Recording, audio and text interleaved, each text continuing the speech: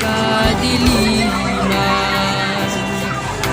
Kami ang dahilan, kaya't ika'y parurusahan upang ang halungan mo ay kamatayan. Buong Jesus Nazareno, patawarin mo kaming mga makasalanan dito sa mundo.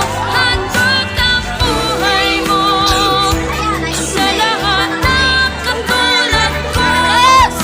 Ikaw ang aming Diyos, buong Jesus Nazareno.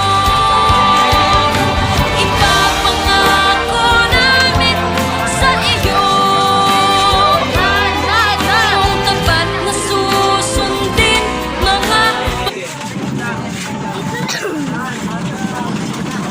6, 7.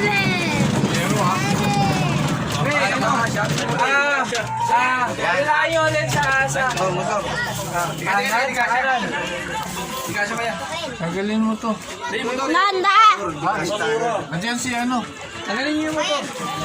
Hindi, buhatin. Hindi, katama ako. Hindi ko katama din. Ayan, pero ang natulog lang.